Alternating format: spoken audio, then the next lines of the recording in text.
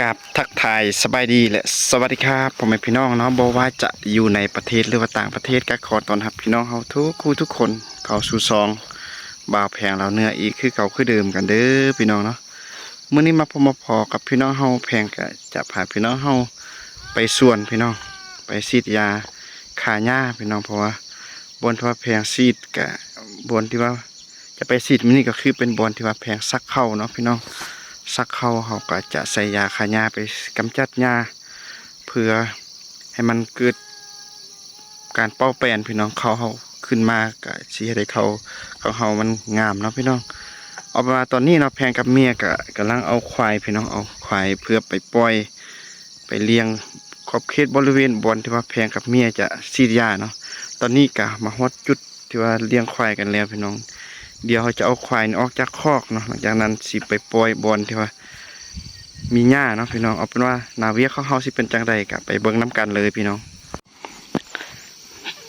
ตอนนี้เนาะพี่น้องแพงกับเมียกับมาฮอดบอนที่ว่าพอเฒ่ามักเอาควายมาปล่อยไว้เนาะมาขังไว้อยู่ในคอกบอนนี้เนาะกับควายจำพวกนี้แพงกับเมียกับสิได้ปล่อยออกไปไว้ทางฝากนั่นเนาะพี่น้องในสังเกตเบื้องจุดนั้นบนที่ว่ามันมีหญ้าเนาะพี่น้องใช่มันกินหญ้าพอเขาขังไว้บนนี่หญ้ามันบ่ค่อยมีพี่น้องมันเฮ็ดให้ควายจอยเนาะพี่น้องควายทั้งหมดก็มีอยู่ในเก่าตู้พี่น้อง8-9ตู้แต่ว่าพวกนึงยังบ่มาเถื่อเนาะมาแต่พวกนี่เนาะพวกตัวน้อยตัวใหญ่ยังบ่ทันมาเถื่อก็ควายก็เลี้ยงอยู่ไล่ฟ้าไล่ปีอยู่พี่น้องเพราะ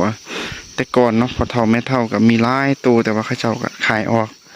เหลือไว้ประมาณ10ตัวแต่ว่าช่วงระยะผ่านมาได้ขายออกอีกตัวหนึ่ง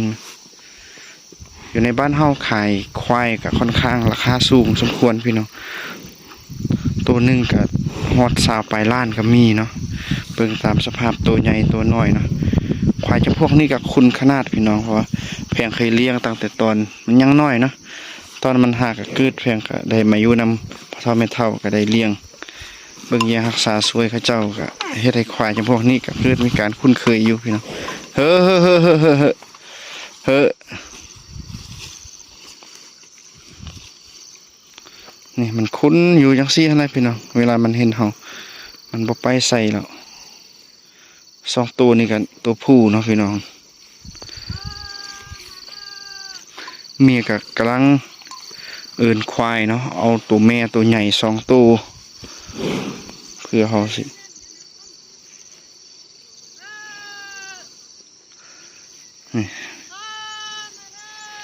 สังเกตเบิ่งพี่น้องมันยินเสียงเฮาเอิ้นแล้วมันอยู่จึกบ่ไปใส่เลยพี่น้องเฮ้อเฮ้อเฮ้อเฮ้อเฮ้อตามภาษา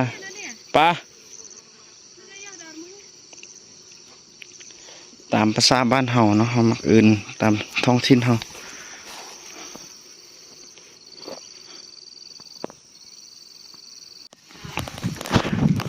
ตอนนี้เนาะพี่น้องเฮาก็สิเอาควายพวกนี้ออกไปปล่อยบอนที่ว่ามันมีหญ้าพี่น้องแถวนี้หญ้ามันก็บ่ค่อยมีนี่เบิ่งมันกัดมันกินเนาะมันจนหักออกหญ้าก็บ่มีแล้วพี่น้องเฮาก็สิได้ย้ายไปเลี้ยงอยู่ฝากนั่นตอนแรงก็สิได้กลับมาปล่อยไว้นี่คือเก่าส่วนหลายก็มีแต่เมียเนาะเพราะว่าแพงก็มีแต่หน้าที่ไล่ออมเพื่อบ่ให้มันไปบนอื่นนะบวกบนมันมักเกือกพี่น้องบนนี้นะเฮาขุดไว้เพื่อเอาน้ำฝนพี่น้องช่วงฝนตกมันก็สิมีน้ำค้างไว้บนนี้แล้วก็ควายงัวก็สิมากินมาเกือก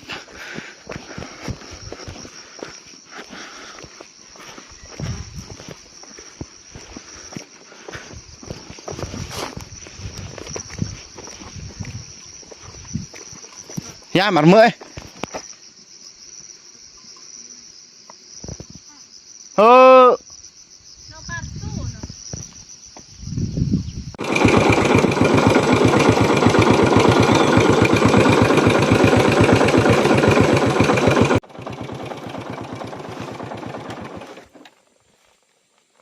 เฮ้ยจุ่ม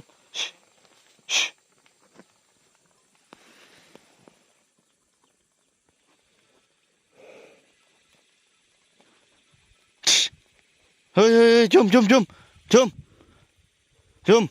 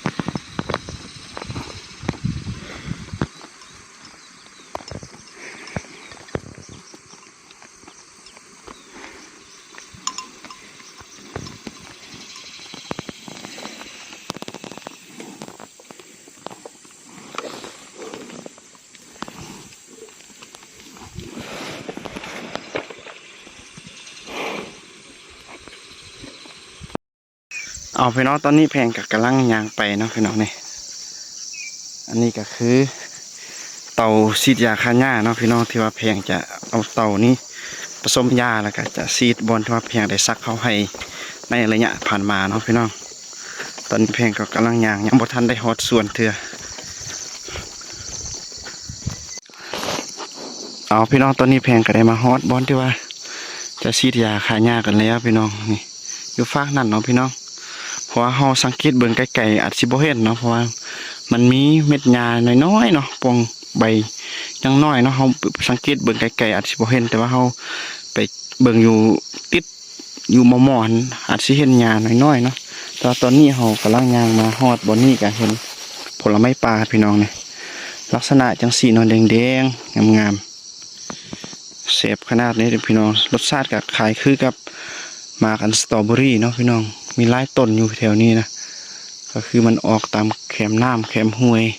ตามป่าตามส่วนจังซี่นะพี่น้องเอาสิเอา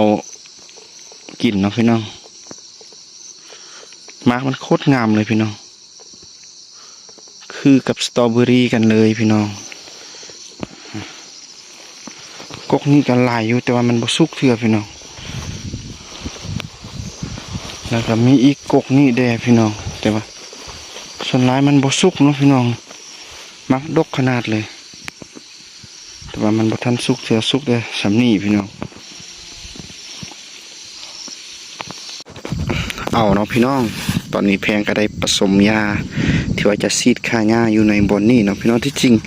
คันว่าเฮาเบิ่งผ่านๆมันบ่เห็นเนาะแต่ว่าคันเฮาสังเกตเบิ่งนี่มันอาจสิเห็นใบหญ้าน้อยๆกำลังป่งเนาะพี่น้องเฮาก็เลยต้องได้ใส่ยาชนิดนี้พี่น้องนี่เป็นยาฆ่าหญ้าชื่อว่าดีเซตเนาะก็นำเข้าจากเมืองไทยคือกันแต่ว่ามันดัดแปลงเป็นภาษาลาวเพื่อให้ชาวลาวเฮามีความเข้าใจในการนำใส่ยานะพี่น้องก็เป็นยาฆ่าหญ้าที่มามีระดับในสารพิษที่ว่าต่ำเนาะเขาก็สามารถใช้ได้ทั่วไปพี่น้องซีดบนปลูกข้าวบ่หรือว่าส่วนสาลีเนาะต่างๆเขาก็สามารถใส่ได้พี่น้องแต่ว่าเขาซีดอยู่ในข้าวนี่เขาก็ซีดในตอนที่ว่ามันยังบ่ทันออกนะขณะมันออกมานี่มันตายทันทีนั่นแหละที่ว่ามันทึกยาเขาก็ผสมใส่อยู่ในถังนี่พี่น้องอัตราการผสมเขาก็ใส่อยู่ใน300เนาะพี่น้องนี่ตุกน้อยๆอันนี้ก็คือเป็นตุกตัวเขาตัดใส่ยา300 ซีซีต่อน้ำ16 ลิตรพี่น้องนี่16 ลิตรเอาเป็นว่าตอนนี้เขาก็สิดำเนินงานของเขากันเลยเนาะพี่น้องเอาเป็นว่าเขาสิเฮ็ดจังใดก็ไปเบิ่งพร้อมกันเลยพี่น้องโอ้ย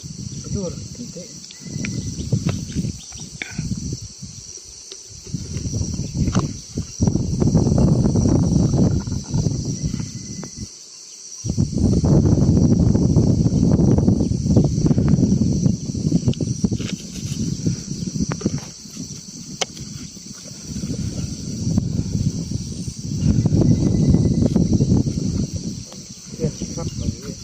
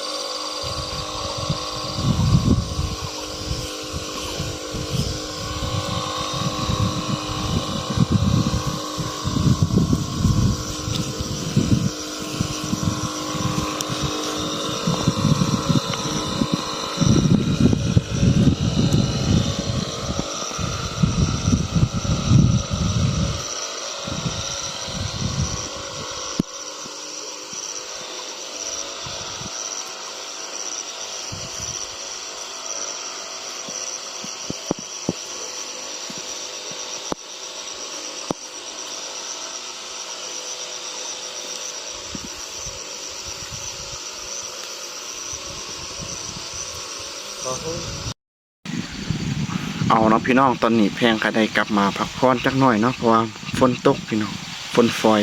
คันว่าเขาจะซีดหญ้าก็ยามมันบ่ตายเนาะคันว่ามันถึกฝนมันอาจสิเฮ็ดให้หญ้าของเฮาบ่ตายก็สิเฮ็ดให้หญ้าของเฮามันจางหายเนาะหน้าเวียกของเฮาก็สิสูญเปล่าพี่น้องแล้วก็ตอนนี้ก็สิให้พี่น้องเฮาได้เบิ่งภาพบรรยากาศเล็กๆน้อยๆเนาะอยู่ในชนบทลาวช่วงฤดูกาลนี้ว่าสิเป็นจังใดก็ไปเบิ่งพร้อมกันเลยพี่น้องตอนนี้เนาะพี่น้องฝนก็กำลังฝอยอยู่พี่น้องนี่ฝนฝอยอยู่เนาะเฮาก็สิได้โจะการฉีดยางฝนเศร้าตอนใดเฮาก็สิลงไปสืบต่อซีดให้มันแล้วเพราะว่ามันก็ยังบ่หลายพี่น้องยังแต่น้อยเดียวเนาะประมาณ 2-3 เต้า 2-3 บางปีที่ว่าเฮาเปซีดท่านก็น่าจะแล้วพี่น้องเพราะว่าหญ้าก็หญ้าน้อยๆอ่อนๆอยู่เนาะพี่น้องเฮาก็รอท้ายฝนเศร้าแล้วก็ฝากนั่นพี่น้องก็คือเป็นส่วนของแพงเนาะพี่น้องแพงกลับมาอยู่ฝากพี่อยู่ในเถียงส่วนของข้าเจ้าส่วนฝากนั่นก็คือโตที่ว่ามันกำลังเป็นนั้นที่จริงสลีมันก็เริ่มออกกันแล้วพี่น้องแต่ว่าต้นมันยังน้อยเอาสังเกตเบิ่งอาจสิบ่เห็นเนาะที่จริงมันก็เริ่มขึ้นกันแล้วแต่ว่าเฮาอยู่ไกลโพดส่วนบอนที่ว่าเฮาฉีดยาฆ่าหญ้าก็คืออยู่ลุ่มพุ่นเนาะพี่น้องนี่สังเกตเบิ่งก็อยู่บอนบวกน้ำเนาะพี่น้อง